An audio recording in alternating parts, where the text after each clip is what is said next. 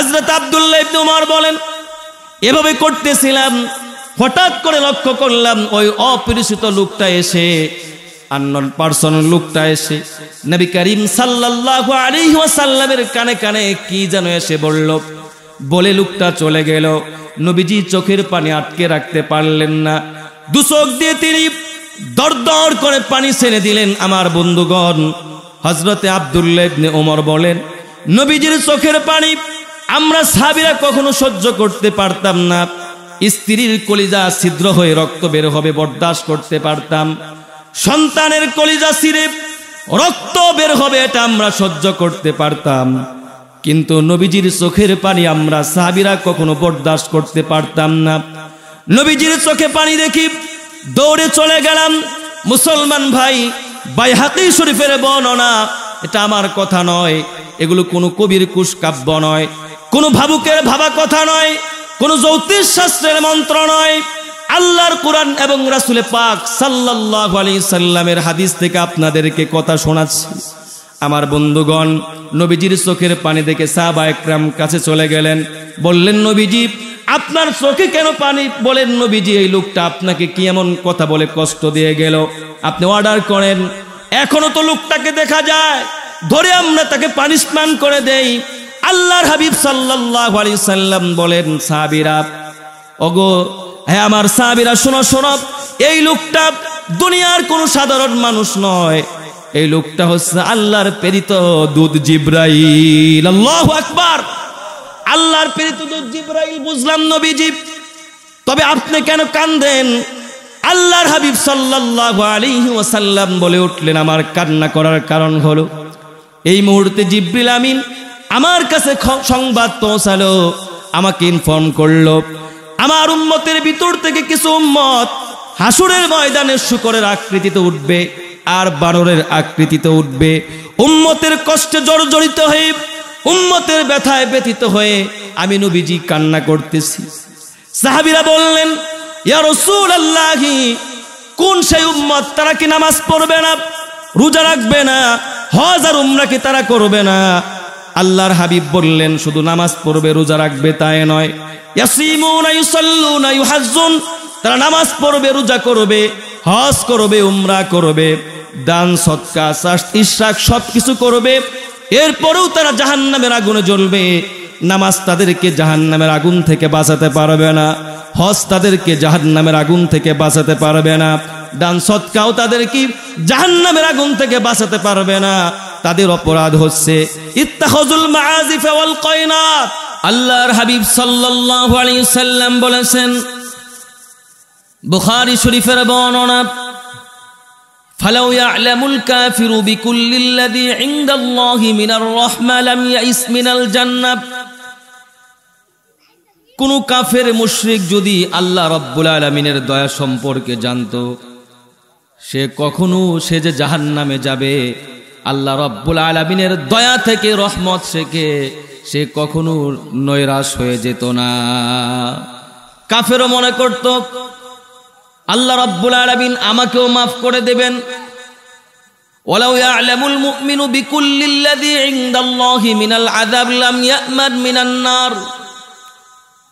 আল্লাহর হাবিব সাল্লাল্লাহু আলাইহি সাল্লাম আরো বলেছেন, কোন মুমিন বান্দা যদি আল্লাহ রাব্বুল আলামিনের আযাব সম্পর্কে জানতো, তাহলে মুমিন বান্দাও আল্লাহ রাব্বুল আলামিনের আযাব থেকে, জাহান্নাম থেকে নিজেকে নিরাপদ মনে করত না। মুমিন বান্দা ভাবতো আমাকে ওই জাহান্নামের আগুনে যেতে হবে। আল্লাহর আযাব সম্পর্কে মুসলমান আমরা তো জানি না কি পরিমাণ কঠিন এবং কঠোর আযাব হবে আল্লাহ পাকের। আমার আল্লাহ রাব্বুল আলামিন কতটুকুন দয়াশীল, কতটুকুন মায়াশীল। হাদিসে কুদসির ভিতর আল্লাহ রাব্বুল আলামিন বলেন, ইয়া ইবনা আদম আখলুকুকা ওয়া তা'বুদু গায়রি। হে আমার বান্দারা, আমি তোমাকে সৃষ্টি করেছি, আমি তোমাকে সৃষ্টি করেছি, কিন্তু বান্দা কেন তোমরা আমি আল্লাহ রাব্বুল আলামিনের ইবাদত করো না? আদউকা ওয়া তাফিরু মিন্নি। হে আমার বান্দারা, আমি আল্লাহ রাব্বুল আলামিন সব সময় তোমাদেরকে ডাকি মায়া করে, মোহাব্বত করে, ভালোবেসে। কেন তোমরা আমি আল্লাহ রাব্বুল আলামিনের কাছ থেকে পলায়ন করো, ফিরে যাও।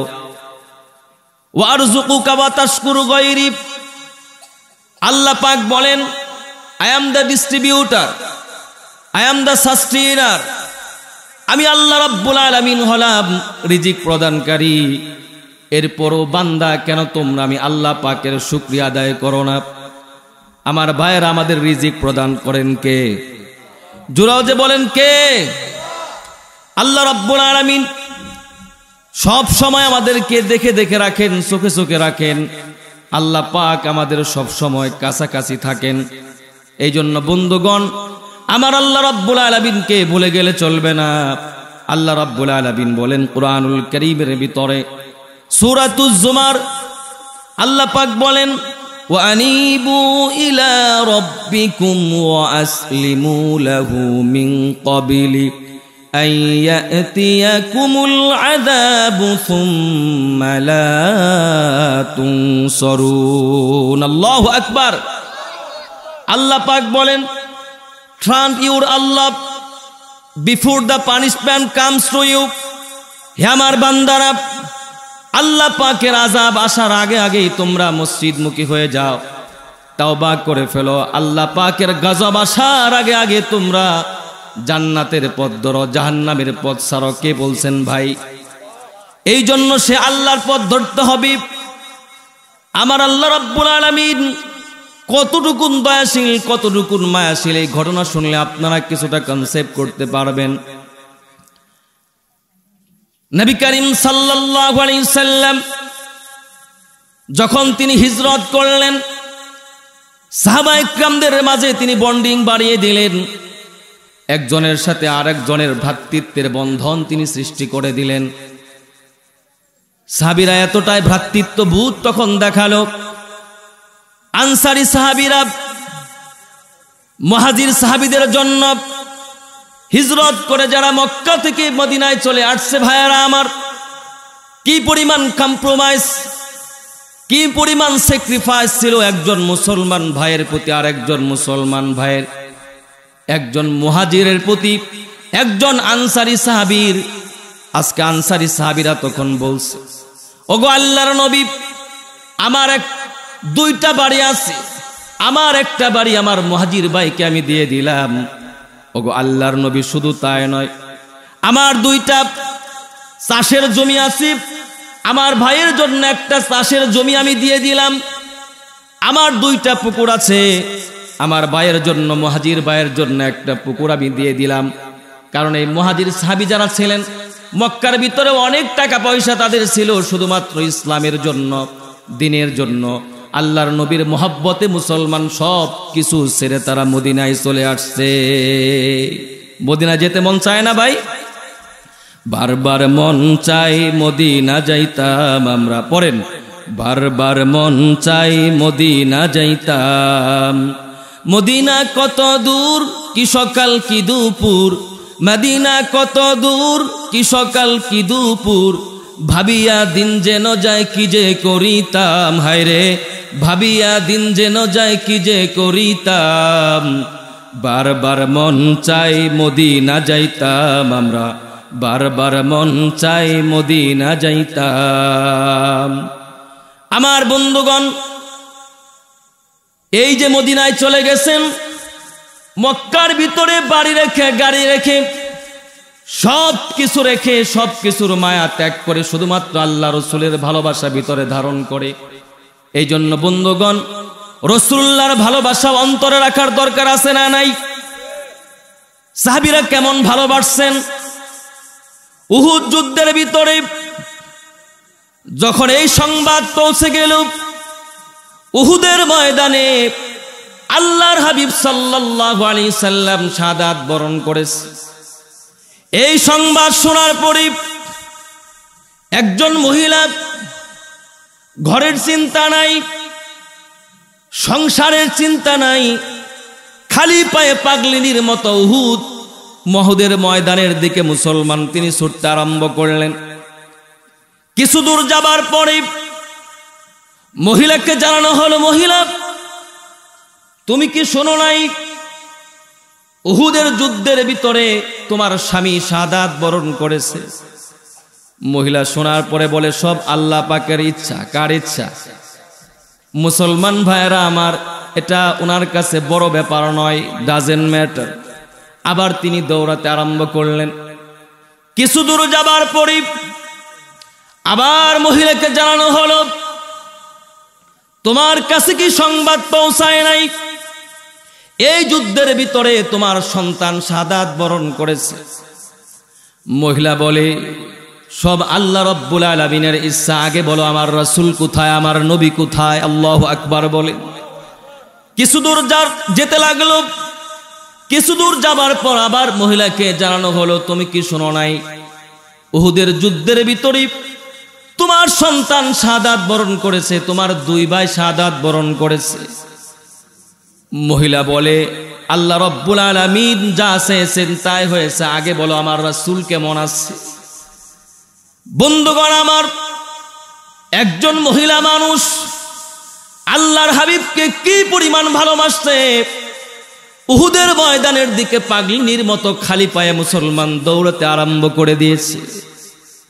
উহুদের ময়দানে গিয়ে আল্লাহর হাবিব রাহমাতুল লিল আলামিন সাল্লাল্লাহু আলাইহি সাল্লামের গায়ের ভিতরে চাদর দেখি, নবী করিম সাল্লাল্লাহু আলাইহি সাল্লামকে জীবিত দেখে মহিলা দৌড়ে গিয়ে আল্লাহ রাসূলকে জড়িয়ে ধরছে। আল্লাহু আকবার বলে, ইয়া রাসূলুল্লাহ ফিদাকা বি ওয়া উম্মি, ইয়া রাসূলুল্লাহ আপনার জন্য আমার মা বাপ কুরবান হয়ে যাক নবী। আমার সন্তান শাহাদাত বরণ করেছে, আমার ভাইয়েরা শাহাদাত বরণ করেছে, শুনেছি আমার স্বামীও নাকি শাহাদাত বরণ করেছে। ইয়া রাসূলুল্লাহ তবু আমার কোনো সমস্যা নাই, আপনি যেহেতু বেঁচে আছেন। সুবহানাল্লাহ। আমার বন্ধুগণ, কেমন ভালোবাসা ছিল রাসূলের, রাসূলের প্রতি কেমন সাহাবায়ে কেরামের ভালোবাসা ছিল। হযরত আব্দুল্লাহ ইবনে যায়েদ রাদিয়াল্লাহু তাআলা আনহু একবার তিনি মুসলমান জমিনের ভিতরে কাজ করতেছে, ফসলের জমি চাষ করতেছে। ঠিক ইন দা মিন টাইমে তার সন্তান দৌড়িয়ে যায়, বলে, আব্বা জান আপনি কি শুনেছেন নাকি রাহমাতুল লিল আলামিন নবী সাইয়্যিদুল মুরসালিন নবী দুনিয়া থেকে বিদায় হয়েছে? আল্লাহর হাবিব দুনিয়া থেকে বিদায় হয়েছেন।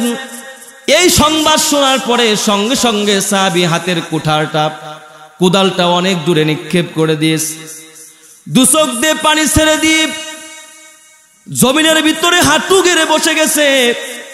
আল্লাহ রাব্বুল আলামিনের কাছে দোয়া করতেছে, রাব্বুল আলামিন আয় আল্লাহ তাআলা, যে চোখ তুমি আমাকে দিয়েছিলে রাসূলকে দেখার জন্য, সেই রাসূল যেহেতু নাই, তাকে যেহেতু দুনিয়া থেকে তুমি নিয়ে গেছো, আল্লাহ চোখের আলো আর আমি কোনোদিন দেখতে চাই না। আমার চোখটা তুমি চিরকালের জন্য অন্ধ বানায়া দাও। সুরে বলেন সুবহানাল্লাহ। আয় আল্লাহ তাআলা, যেই কান দিয়া আল্লাহর রাসূলকে আমি দেখতে পারবো না, ওই শ্রবণ শক্তি আমার আর দরকার না, আল্লাহ তুমি বধির বানায়া দাও। আল্লাহ রাব্বুল আলামিন ওই সাহাবীর এমন আকুলি ভরা দোয়াটাকে আল্লাহ পাক কবুল করে নিলেন। সঙ্গে সঙ্গে চিরকালের জন্য তাকে অন্ধ বানায় দিলেন, বধির বানায় দিলেন। আল্লাহর হাবিব সাল্লাল্লাহু আলাইহি সাল্লামের প্রতি কি পরিমাণ ভালোবাসা ছিল সাহাবীদের।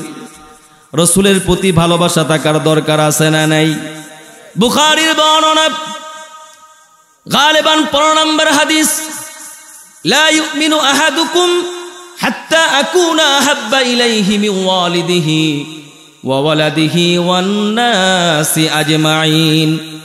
যতক্ষণ না পর্যন্ত পিতামাতার চেয়ে, সন্তানের চেয়ে, এমনকি নিজের জীবনের চেয়ে রাসূলকে বেশি ভালো না বাসবে, ততক্ষণ পর্যন্ত তোমরা কখনো প্রকৃত মুমিন, প্রকৃত ঈমানদার কখনো হতে পারবে না।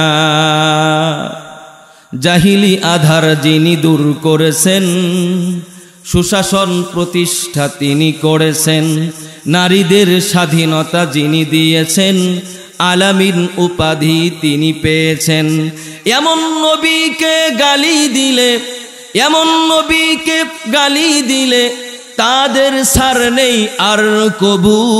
মান সাব্বা নবিয়ান ফাকুতুলু, পড়েন মান সাব্বা নবিয়ান ফাকুতুলু, মান সাব্বা নবিয়ান ফাকুতুলু। আমার ভাইরা, এই জন্য রাসূল পাক সাল্লাল্লাহু আলাইহি সাল্লামকে মুহাব্বত করতে হবে প্রকৃত ঈমানদার যদি আমরা হতে চাই। কথা বলতেছিলাম, এই ঘটনা শুনলে পরে বুঝতে পারবো আল্লাহ রাব্বুল আলামিন কেমন মায়াশীল, কেমন দয়াশীল। ভাইয়ারা আমার, মক্কা থেকে যখন মানুষ হিজরত করে মদিনায় আসলো, আল্লাহর হাবিব তাদের মাঝে ভাই ভ্রাতৃত্বর বন্ধন সৃষ্টি করে দিলেন। সাইদ ইবনে আব্দুর রহমানের সঙ্গী সালাবাতুল আনসারী রাদিয়াল্লাহু তাআলা আনহুকে ভ্রাতৃত্বের বন্ধন সৃষ্টি করে দিলেন। আল্লাহর হাবিব তাবুক যুদ্ধে যাবেন, সাইদ ইবনে আব্দুর রহমানকে নিয়ে রওনা করলেন। আল্লাহর হাবিব সাল্লাল্লাহু আলাইহি সাল্লাম চয়েস করলেন সাইদ ইবনে আব্দুর রহমানকে।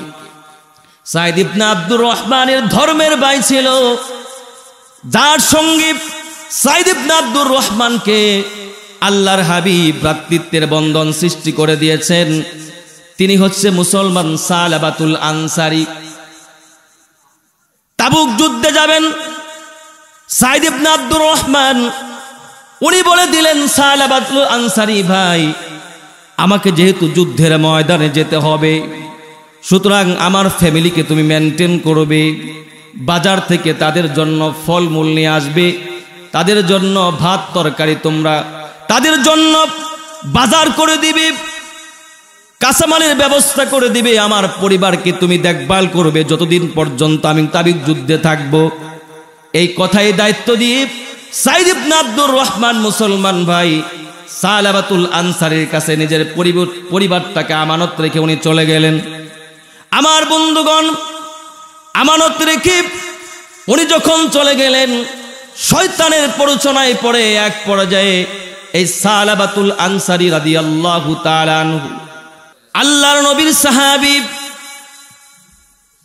সাইদ ইবনে আব্দুর রহমানের পরিবারকে দেখভাল করতে লাগলেন। একদিন সালাবাতুল আনসারীর অন্তরের ভিতরে শয়তান এসে প্ররোচনা দিল। সালাবাতুল আনসারী রাদিয়াল্লাহু তাআলা আনহু তার অন্তরের ভিতরে জাগ্রত হলো, এত সুন্দর একজন মেয়ে ঘরের ভিতরে একা একা আছে, এতদিন পর্যন্ত তাদের খেদমত করতেছে, একটা বারের জন্য তো ওই মহিলাটাকে তুমি দেখলে না। শয়তানের প্ররোচনায় পড়ে হযরতে সালাবাতুল আনসারী রাদিয়াল্লাহু তাআলা আনহু ঘরের ভিতরে ঢুকে তিনার ভাই সাইদ ইবনে আব্দুর রহমানের স্ত্রীর হাতটা মুসলমান শক্ত করে ধরল। সঙ্গে সঙ্গে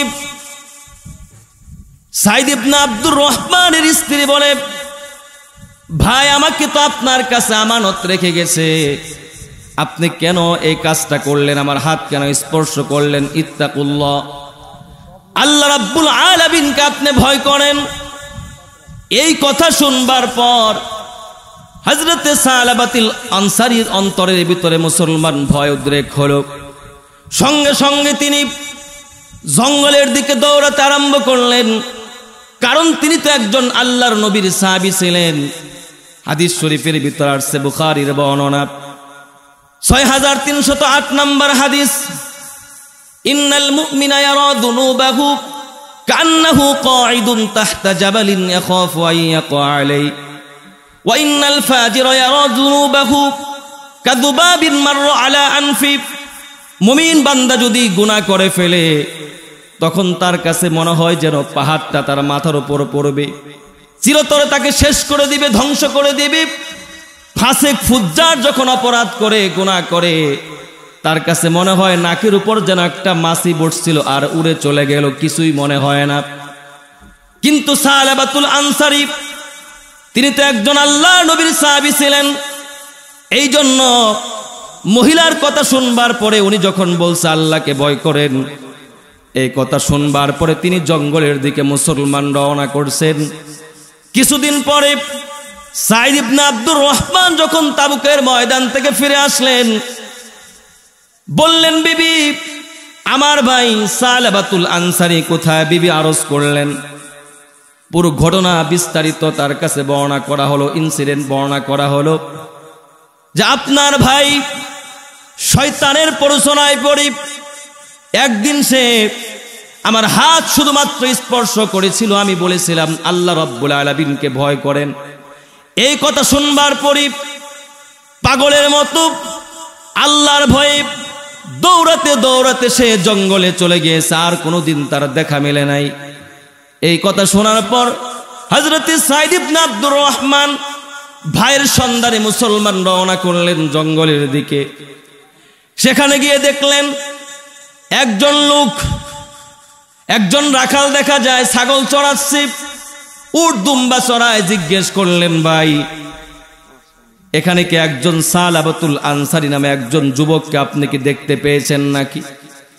বলে তার নাম টাম চিনি না, তবে এই পাহাড়ের গুহায় একজন লোক আছে, একজন যুবক আছে, প্রতি রাতে সে আল্লাহ রাব্বুল আলামিনের কাছে চোখের সমস্ত পানি ঝেড়ে ঝেড়ে কান্নাকাটি করে। তার কান্নার আওয়াজে আমাদের ঘুম ভেঙে যায়। হযরতে সাঈদ ইবনে আব্দুর রহমান তার কথা শুনবার পরে দৌড়ে গেলেন পাহাড়ের সেই গুহার ভিতরে। মুসলমান গিয়ে দেখেন তার ভাই সালাবাতুল আনসারী সেখানে সিজদায় পড়ে কান্দে। বলেন ভাই তাড়াতাড়ি, হে সালাবাতুল আনসারী, চলো রাসূলুল্লাহর দরবারে যাই। আল্লাহর নবীর মাধ্যমে তুমি আল্লাহ তাআলার কাছ থেকে মাফ চেয়ে নেবে, এখানে কেন তুমি কান্নাকাটি করো? হযরতে সালাবাতুল আনসারী বললেন ভাই আগে আপনি আমাকে আবু বকরের দরবারে নিয়ে চলেন। হযরতে সালাবাতুল আনসারী বললেন ভাই এমনি নিলে আমি যাব না, আমার হাত পায়ের ভিতরে আপনি শিকল বাঁধেন, কোমরে রশি বাঁধেন। একজন জাহান্নামী মানুষ, অপরাধী মানুষকে যেভাবে টেনে টেনে নিয়ে যাওয়া হয় আমাকে আপনি সেইভাবে টেনে নিয়ে যান। ঠিক তাই করা হলো মুসলমান ভাইয়েরা আমার। হযরতে সালাবাতুল আনসারী রাদিয়াল্লাহু তাআলা আনহুকে একজন অপরাধী বান্দার মতো ধরে ধরে মুসলমান টেনে নিয়ে যাওয়া হলো। প্রথমে আবু বকরের দরবারে হযরতে আবু বকর সিদ্দিক রাদিয়াল্লাহু তাআলা আনহু, তার কাছে গিয়ে যখন বলা হলো আবু বকর সিদ্দিক আমি তো এমন অপরাধ করে ফেলেছি, গুনাহ করে ফেলেছি। আবু বকর বললেন যে অপরাধ তুমি করেছো তাড়াতাড়ি আমার চোখের সামনে থেকে দূর হয়ে যাও, না জানি কখন আল্লাহর গজব এসে তোমার মাথার উপর পড়ে। চলে গেলেন উমরের কাছে, একই কথা বললেন হযরত উমর। এবার চলে গেলেন আল্লাহর হাবিব রাহমাতুল লিল আলামিনের দরবারে। বুক ভরা আশা নিয়া আবু বকর আমাকে ফিরাতে পারে, উমর আমাকে ফিরাতে পারে, কিন্তু আল্লাহর হাবিব রাহমাতুল লিল আলামিন কখনো তিনি আমাকে ফিরাতে পারেন না। নবীজির দরবারে আশা নিয়ে গেছি, আর রাসূলুল্লাহ আমি এমন অপরাধ করে ফেলেছি, আমার ভাইয়ের স্ত্রীর হাতটা আমি গোপনে স্পর্শ করে ফেলেছি। নবীজি বললেন একজন সাহাবী হয়ে এমন অপরাধ তুমি কি করে করলে, তাড়াতাড়ি আমার চোখের সামনে থেকে দূর হয়ে যাও। হযরতে সালাবাতুল আনসারী এই কথা শুনবার পরে চোখের পানি আটকে রাখতে পারলেন না, পাগলের মতো মুসলমান তিনি দৌড়াতে আরম্ভ করলেন আবার জঙ্গলের দিকে। সালাবাতুল আনসারীর মেয়ে হযরতে খামসা রাদিয়াল্লাহু তাআলা আনহা বলে উঠলেন আব্বাজান যতক্ষণ না পর্যন্ত আল্লাহর রাসূল আপনার উপর সন্তুষ্ট না হবেন অতক্ষণ পর্যন্ত আব্বাজান আপনার প্রতি আমি কখনো সন্তুষ্ট হব না। মুসলমান ভাইয়েরা আমার, বাবার একটু অপরাধের কথা সন্তান শুনতে পেরেছে, এই জন্য বাবার সাথে সে কথা বলতে রাজি নয়। আমরাও গোপনে এমন অপরাধ করেছি যে অপরাধ যদি আমাদের মা বাপ জানতো, মা বাপ আমাদেরকে ধিক্কার জানাতো। গোপনে এমন কিছু অপরাধ করি, আমাদের সন্তান যদি জানতো, গ্রামের মানুষ যদি জানতো, আমাদেরকেও দুরু দুরু চেষ্টা করতো। ঠিক কিনা বলেন? আমার আল্লাহ পাক সাত্তার নামের ওসিলায় আল্লাহ রাব্বুল আলামিন দুনিয়াতে গুনাহগুলোকে গোপন করে রাখতেছেন। বন্ধুগণ, আমার আল্লাহর হাবিব সাল্লাল্লাহু আলাইহি সাল্লাম যখন না করে দিলেন, সালাবাতুল আনসারী মুসলমান জঙ্গলের দিকে চলে গেলেন। আল্লাহ তাআলার কাছে গভীর রাতে তিনি উঠি কান্নাকাটি করতে লাগলেন। একদিন দুই দিন নয়, দীর্ঘ 40 দিন পর্যন্ত পাহাড়ের গুহায় তিনি কাটতে লাগলেন। আল্লাহ পাক জিব্রাইলকে পাঠিয়ে দিলেন, যা জিব্রাইল আল্লাহর হাবিবের কাছে বলে আসো, আমার বন্ধু মুহাম্মদুর রাসূলুল্লাহকে জানা দাও আমি আমার ওই সাহাবী সালাবাতুল আনসারীর ইন্নী কদ গফারতু লা, তার জীবনের সমস্ত গুনাহ খাতা মাফ করে দিয়েছি। জোরে বলেন সুবহানাল্লাহ। জিব্রাইল এসে বলল, ইয়া রাসূলুল্লাহ, তাম পৃথিবীর খালেককে, সৃষ্টিকর্তাকে। নবীজি বললেন, হে জিব্রাইল, এটা আবার কেমন কথা বলো? তাম পৃথিবীকে তো আল্লাহ পাক সৃষ্টি করেছেন, এমনকি আমাকেও তো আল্লাহ পাক সৃষ্টি করেছেন। জিব্রাইল বললেন, ইয়া রাসূলুল্লাহ, সমস্ত পৃথিবীর মানুষ যদি অপরাধ করে, গুনাহ করে, ক্ষমা করার মালিক কি আপনি নাকি আল্লাহ? নবীজি বললেন, এটা আবার কেমন কথা? তাম পৃথিবীর মানুষ যদি অপরাধ করে, ক্ষমা করার মালিক তো হচ্ছে একমাত্র আল্লাহ, এমনকি আমি রাসূলকেও তো আল্লাহ রাব্বুল আলামিন ক্ষমা করেন, ঠিক কিনা বলেন? জিব্রাইল বললেন, 40 দিন আগে আপনার কাছে সালাবাতুল আনসারী নামে আপনার একজন সাহাবী এসেছিল। সে একটা অপরাধ করেছিল, আপনার কাছে তাওবার জন্য এসেছিল। আপনি কেন তাকে ছেড়ে দিয়েছেন? আপনার দরবার থেকে বিতাড়িত করে দিয়েছেন। জান, আপনি এই মুহূর্তে তার কাছে সাহাবীর মাধ্যমে খবরটা পৌঁছায়া দেন, আপনি তাকে জানায়া দেন আল্লাহ রাব্বুল আলামিন তার গুনাহটাকেও মাফ করে তার জিন্দেগির তামাম গুনাহ খাতা আল্লাহ পাক ক্ষমা করে দিয়েছেন। আমার ভাইরা, আল্লাহর হাবিব হযরত আলী এবং হযরত সালমান ফারসি রাদিয়াল্লাহু তাআলা আনহুকে দুজনকে পাঠালেন, যাও যাও আমার সাহাবী সালাবাতুল আনসারীকে ডেকে নিয়ে আসো। ঠিক তাই করা হলো। দুইজনকে পাঠানো হলো। সালাবাতুল আনসারীকে তারা পাহাড়ের গুহা থেকে মুসলমান ধরে ধরে আল্লাহর হাবিব সাল্লাল্লাহু আলাইহি সাল্লামের কাছে নিয়ে আসলেন। কিন্তু আস্তে আস্তে মদিনায় পৌঁছতে পৌঁছতে ওদিকে ফজরের আজান হয়ে গেল। আল্লাহর হাবিব ফজরের নামাজের দ্বিতীয় রাকাতে দাঁড়াছেন।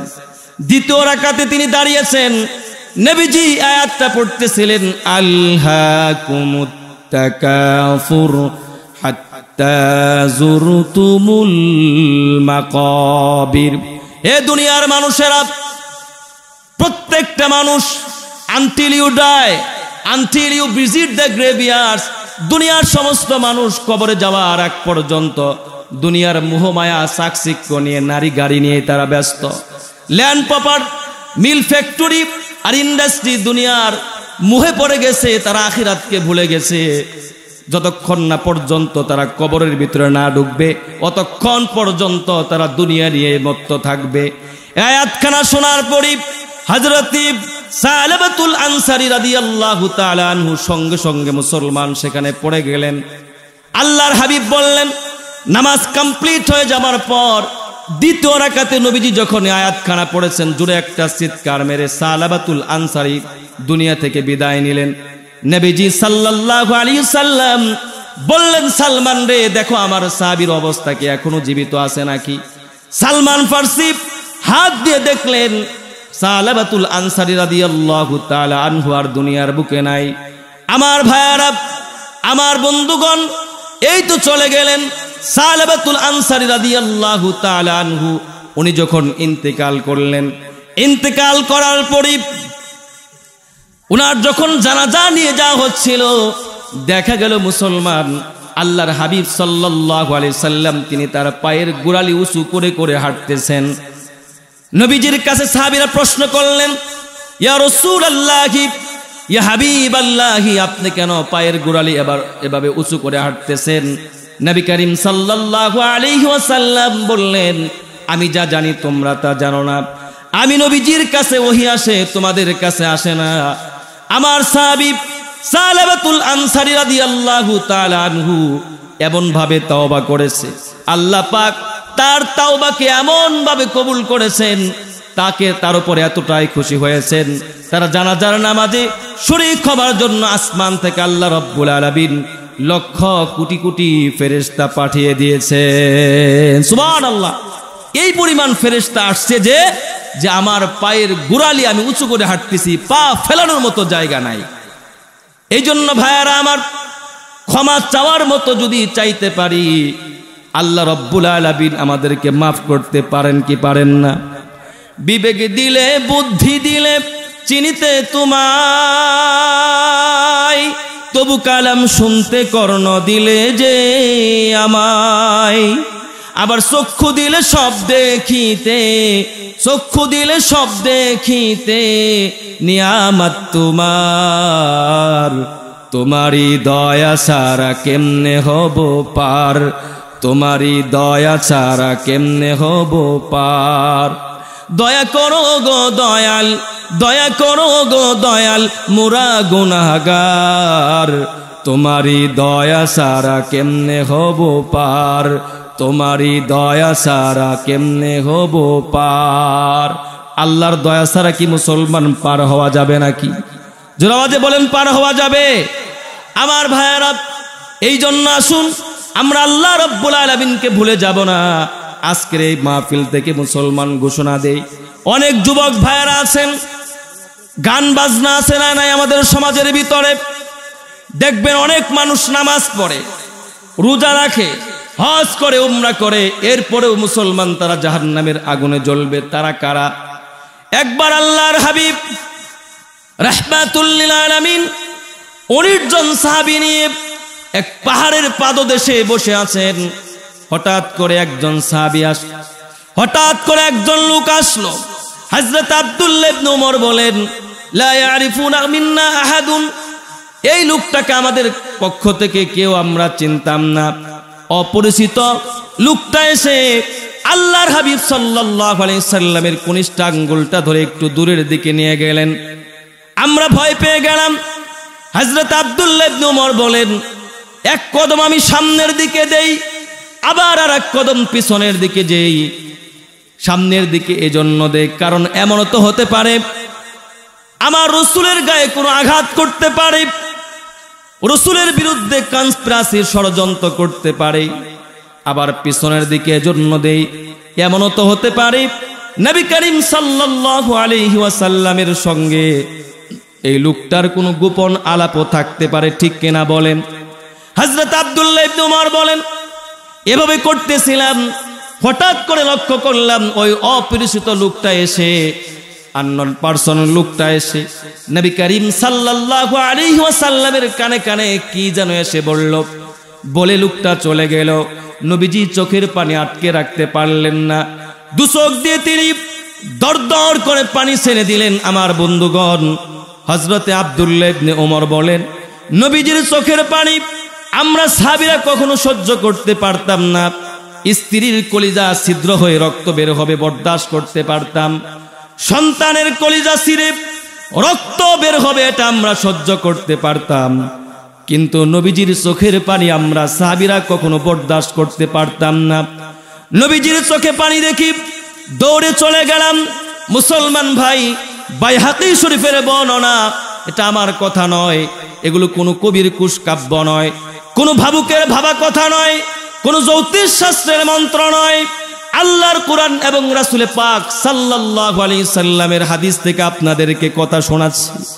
আমার বন্ধুগণ, নবীজির চোখের পানি দেখে সাহাবায়ে কেরাম কাছে চলে গেলেন, বললেন, নবীজি আপনার চোখে কেন পানি? বলেন, নবীজি এই লোকটা আপনাকে কি এমন কথা বলে কষ্ট দিয়ে গেল? আপনি অর্ডার করেন, এখনো তো লোকটাকে দেখা যায়, ধরে আমরা তাকে পানিশমেন্ট করে দেই।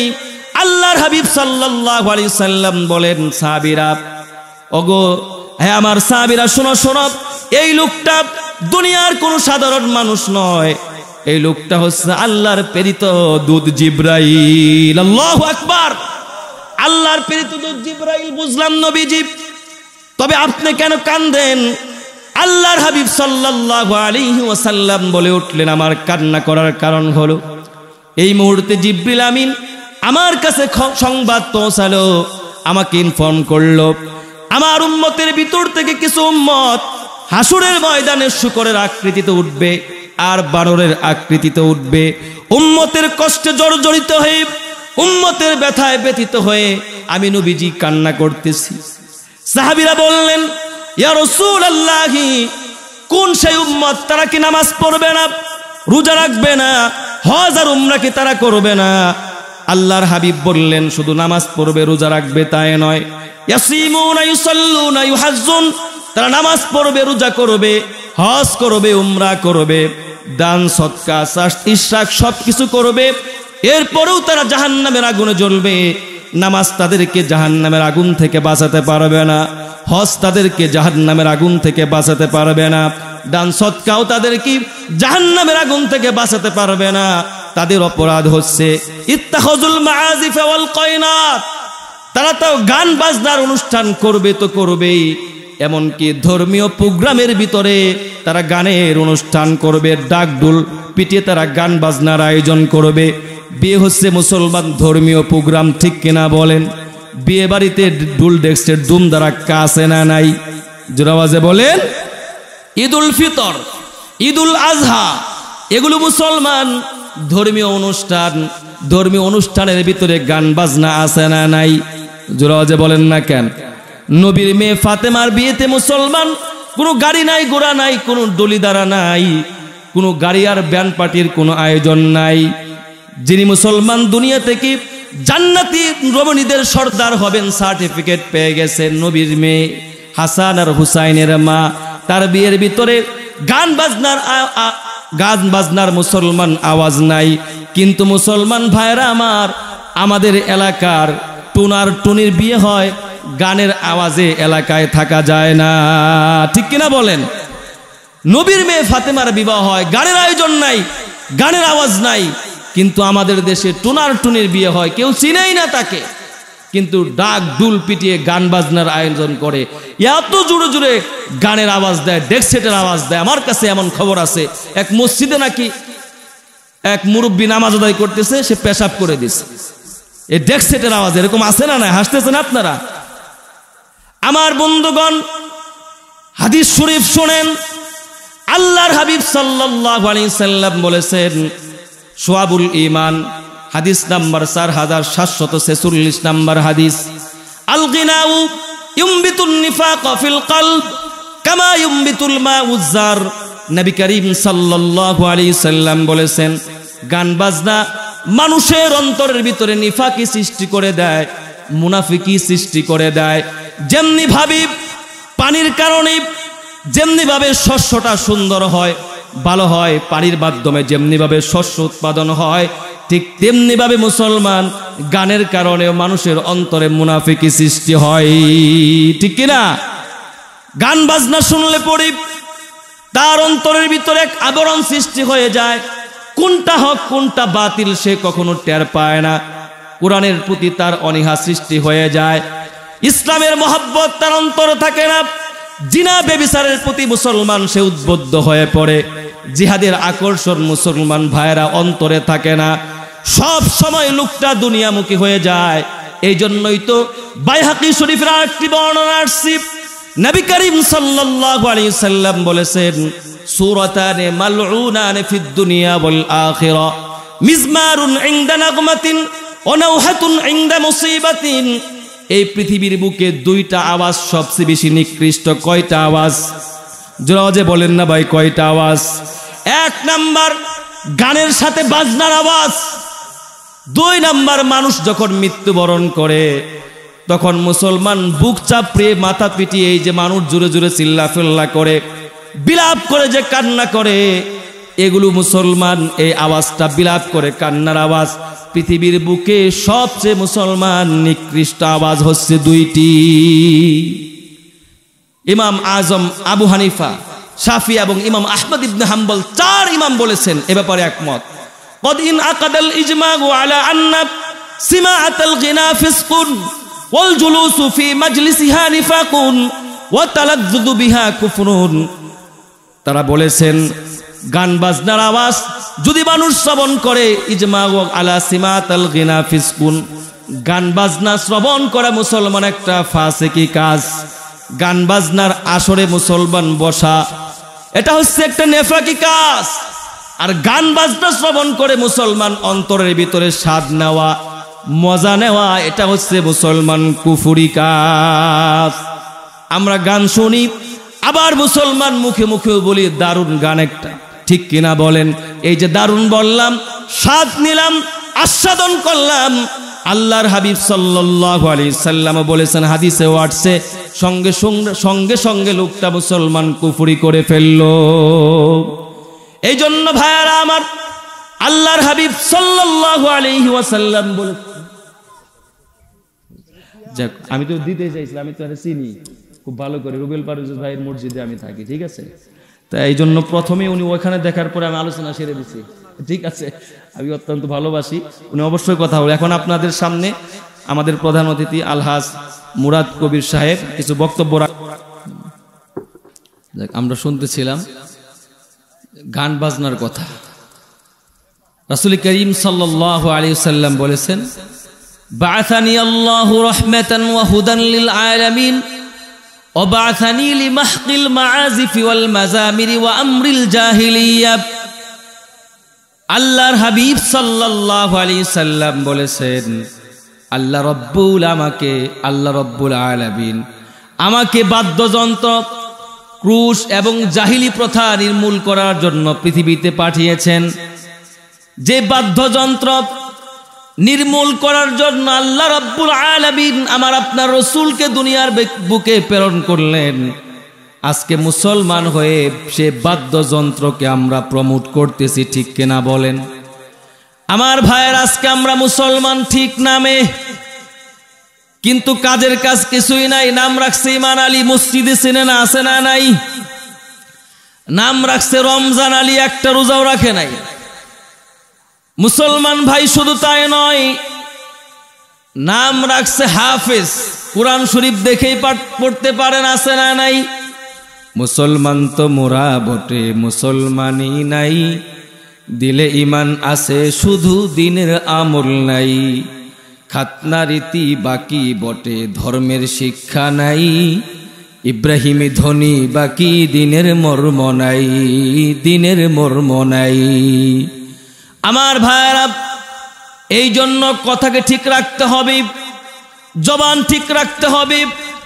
আল্লাহর নবীর সাহাবী হযরত উমর রাদিয়াল্লাহু তাআলা আনহু একবার তিনি এক জালেমকে ধরলেন, তাকে ফাঁসির মঞ্চে ঝুলায় দেবেন, দুনিয়া থেকে বিদায় করবেন। এই মুহূর্তে খলিফাতুল মুসলিমিন হযরত উমর বললেন, বলো তোমার জীবনের শেষ আশাটুকুন কি বলো। ওই লোকটা বলে উঠল, আমার জীবনের শেষ আশা হলো যদি আমাকে এক পেয়ালা পানি দেওয়া হয়, মৃত্যুর আগে আমি এক পেয়ালা পানি পান করতে চাই। খলিফাতুল মুসলিমিন হযরত উমর রাদিয়াল্লাহু তাআলা আনহু বললেন, ঠিক আছে। তার জন্য এক পেয়ালা পানি আনা হলো। লোকটা হাতের ভিতরে পানি নিয়ে বলতে লাগলেন, খলিফাতুল মুসলিমিন ওমর, আপনার কথা কি সত্যি নাকি? যতক্ষণ পর্যন্ত আমি এই পানি পান না করব, ততক্ষণ পর্যন্ত আপনি কিন্তু আমার উপর মৃত্যুদণ্ড আরোপ করতে পারবেন না। খলিফাতুল মুসলিমিন বললেন, অবশ্যই মৃত্যুদণ্ড আমি আরোপ করতে পারবো না। তখন এই মুসলমান ভাই জালেম লোকটা তার হাত থেকে এক পেয়ালা পানি ফালায়া দিল। খলিফাতুল মুসলিমিনকে লোকটা বলে উঠল, খলিফাতুল মুসলিমিন, এখন তো আমি পানি ফালিয়ে দিলাম, এখন আপনি আমাকে বলেন কি করে আমার উপর আপনি ফাঁসির মৃত্যুদণ্ড চালু করবেন? কারণ মুসলমান তো ওয়াদা দিয়ে কখনো ওয়াদা ভঙ্গ করতে পারে না। আমার ভাইয়েরা, আমার বন্ধুরা, খলিফাতুল মুসলিমিন হযরত উমর রাদিয়াল্লাহু তাআলা আনহু সঙ্গে সঙ্গে বলে উঠলেন, ঠিক আছে, যেহেতু আমি কথা দিয়েছিলাম, আমি আমার কথায় রক্ষা করলাম। মুসলমান ওয়াদা করে কখনো ওয়াদা ভঙ্গ করতে পারে না। যাও, আমি উমর তোমাকে এই মুহূর্তে ফাঁসি থেকে, মৃত্যুদণ্ড থেকে মুক্তি দিয়ে দিলাম। কারণ তোমার সাথে আমার কমিটমেন্ট ছিল, যতক্ষণ না পর্যন্ত তুমি পানি না পান করবে, ততক্ষণ তোমাকে আমি হত্যা করব না, মারব না। পানি যেহেতু ফেলে দিয়েছ, পানি যেহেতু নাই, এখন তোমাকে আমি হত্যা করতে পারবো না, তাহলে আমার ওয়াদা ভঙ্গ হয়ে যাবে। এবার জালেম লোকটা চলে গেল। কিছু দূর যাবার পরে তার অন্তরের ভিতরে নাড়া দিল, আহারে, যে ইসলামের কমিটমেন্ট, ওয়াদা এত সুন্দর, সেই ইসলাম তো কখনো মিথ্যা হতে পারে না, অমূলক হতে পারে না। সঙ্গে সঙ্গে ওই লোকটা আবার এসে বলতে লাগলো, আশহাদু আল্লা ইলাহা ইল্লাল্লাহু ওয়া আশহাদু আন্না মুহাম্মাদান আবদুহু ওয়া রাসূলুহু। তিনি কালেমা পড়ে মুসলমান হয়ে গেলেন। এমন চরিত্র ছিল সাহাবায়ে কেরামের। সাহাবীদের চরিত্র শুনে, মুসলমান চরিত্র দেখে তারা কালেমা পড়ে মুসলমান হয়ে গেছে। আমার নবীজি এমন একজন নবী, আমার পয়গম্বর এমন একজন পয়গম্বর, প্রিয় ভাইরা আমার, যিনি হা বললে সঙ্গে সঙ্গে সেটা হালাল হয়ে যেত, না বললে সঙ্গে সঙ্গে সেটা হারাম হয়ে যেত। আল্লাহর হাবিব সাল্লাল্লাহু আলাইহি সাল্লাম যখন তিনি পা উঁচু করতেন সঙ্গে সঙ্গে তিনি উপরে চলে যেতেন। মেরাজের রজনীতে আল্লাহর হাবিব সাল্লাল্লাহু আলাইহি সাল্লাম মেরাজে গিয়ে আল্লাহর সঙ্গে তিনি কথা বলে আসছেন। আমার আপনার নবী রাহমাতুল লিল আলামিন এমন একজন নবী, তিনি হলেন গাছের নবী, তিনি হলেন মাছের নবী, জান্নাতের নবী, জাহান্নামের নবী, এমনকি মুসলমান সমস্ত মাখলুকের নবী, সমস্ত নবীদের নবী। তিনি হচ্ছে দয়ার নবী, মায়ার নবী, রাহমাতুল লিল আলামিন নবী লাখো সালাম, রাহমাতুল লিল আলামিন নবী লাখো সালাম। যার উপরে নাজিল হলো, যার উপরে নাজিল হলো পবিত্র কালাম, রাহমাতুল লিল আলামিন নবী লাখো সালাম, রাহমাতুল লিল আলামিন নবী লাখো সালাম। আমার ভাইরা, এমন একজন নবী, যেই নবী বাদ, আপনি যদি সেই নবীকে বাদ দেন তাহলে ইসলাম বাদ হয়ে যাবে। বন্ধুগণ আমার, যেই নবী করিম সাল্লাল্লাহু আলাইহি ওয়াসাল্লাম হা বললে হালাল হয়ে যায়, না বললে সঙ্গে সঙ্গে সেটা হারাম হয়ে যায়। বন্ধুগণ মুসলমান ভাই, সেই নবীজির উম্মত হয়ে আপনারা সকলেই খুশি না বেজার? আমার ভাইরা, তাহলে আল্লাহ তাআলার কাছে সব সময় শুকরিয়া জ্ঞাপন করতে হবে, কারণ এমন একজন নবী আমরা পেয়েছি। আল্লাহ রাব্বুল আলামিন এমন একজন নবী আমাদেরকে দান করেছেন, সে আল্লাহ রাব্বুল আলামিনের প্রতি শুকরিয়া জ্ঞাপন করার দরকার আছে না নাই? আবিদ ওয়া আখিরু দাওয়ানা আলহামদুলিল্লাহি রাব্বিল আলামিন।